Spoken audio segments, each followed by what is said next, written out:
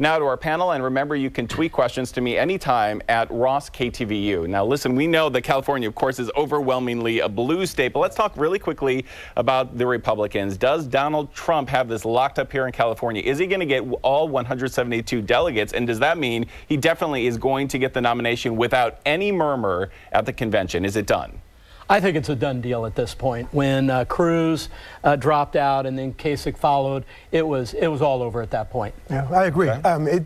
It's going to be difficult for anything other than Donald Trump to become the nominee. That's going to be a real challenge for the Republicans as a national party in American political history, that we have such a personality like Donald Trump to actually become the nominee of a major party. I mean, this is like George Wallace, Ross Perot, a number of other people like John Anderson back in the 70s. These upstart, insurgent, outsider candidates, and Donald Trump is on the verge of actually capturing a major party, and this is unprecedented in that way. Yeah, it is definitely unprecedented. It's really bizarre what we've seen up until this point, but it does seem like a sudden ending, and I'm wondering if we get to the convention, there's one last surprise. Yeah, well, I mean, that's the talk. Is there any room for that convention to end up open? And at that point, then you would have somebody else emerging.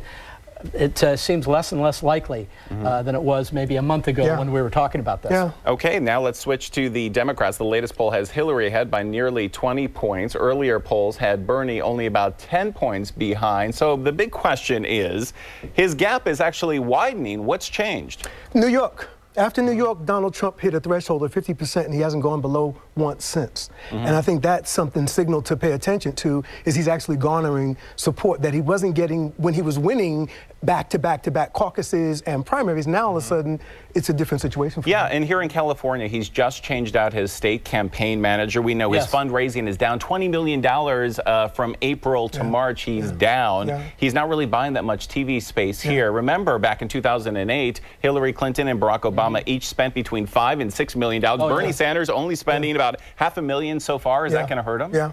Well, yeah, because I think Hillary Clinton has had this apparatus in place for a very, very long time. That gives her a decided advantage. The mitigating factor is, however, that she still has not been able to raise her likability. And Bernie Sanders continues to be the outsider who's garnering a lot of interest by young people and other people. I think it's a mistake to sleep on Bernie. I think everyone has sort of put the nail in Bernie's coffin, but Bernie has a small window and a big argument to make that he is winning in the national polls stronger against Trump than she is. And so that's a real problem for the Democratic superdelegates if they want to win. Yeah, really good point. Yeah, good point. But here in California, it's really all about the Latino vote, right? Yeah, it's important. And when we talked to a professor earlier about ethnicity, and this is what he had to say. You're going to see in this presidential election what I'm calling the Latino Trump bump. Recent polling has shown that the #1 issue motivating Latinos to get out the vote in this presidential election is to vote against Trump.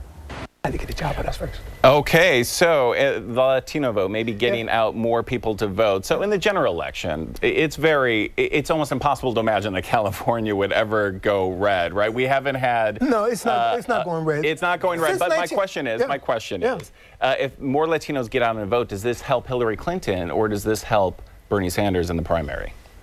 That's a good question. Well, the answer is I think there's going to be some split going on, to be honest with you. And I was talking with a person this morning who does national polling for a lot of the media outlets and so forth. I just posed the question to him. I said, does Donald Trump have any chance in California? He said, 0. And then I said, well, how about Bernie Sanders? He said, another question. Since 1988, the Latino vote has increased as a percentage of the national election each year since 1988. Dramatically. And it's also important, I think, to sort of recognize that, there's a momentum factor that Bernie has in his favor after winning Indiana, after winning West Virginia, in a state that Hillary Clinton beat Barack Obama by, and the person that came in second to Hillary in 2008 was an inmate in prison that won over Obama. And now, here we are 8 years later, and Hillary Clinton is losing to Bernie Sanders in a state where she won before, and that's a real problem for her. Yeah, but she seems to be pulling ahead here in California. So is the momentum done? Is it not helping in California? Plus, he doesn't have the money. In this state, across the entire state, you have to have TV. Well, you do, except he has about 85 or 90% name recognition.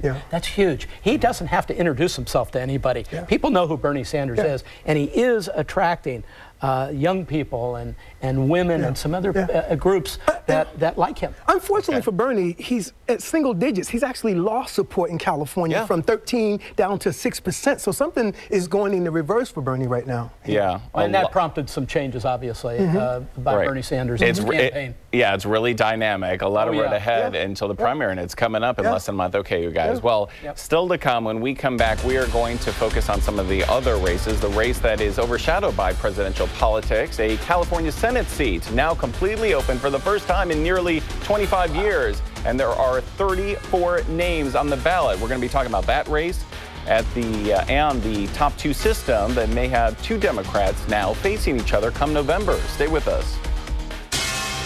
Democratic Senators Dianne Feinstein and Barbara Boxer, they've represented California in Washington together for 24 years. Now, Boxer is stepping aside and her seat is now open.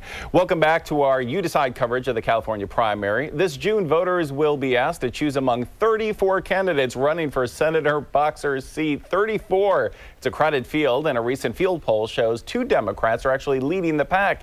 California Attorney General Kamala Harris and Congresswoman Loretta Sanchez of Santa Ana. So let's talk about Kamala Harris first. She has been ahead in the polls consistently, 10 points or more. Does she really have this wrapped up even at the primary stage? I think ultimately she's the next United States Senator from California, replacing a longtime Senator in Barbara Boxer. What about Loretta Sanchez, though, in the Latino vote? I think she may, the Latino vote is going to be important here in the state of California, and it definitely can surprise people if they support Sanchez. But she's made some really, unfortunate mistakes that Kamala Harris can use against her in terms of the ads, in terms of the unfortunate Indian comment that she made that she's trying to live down. That's a real problem for her. But this is really interesting in terms of 1994 was the year of the, 1994 was the year of the woman, right? That's when Barbara Boxer and Dianne Feinstein came in, and now we have 2016 with Hillary Clinton as a presidential nominee, and then all of these issues around women's issues. I think women's issues are going to be at the center of this election in 2016. Yeah, and this is really interesting. I want to stress again that it is the top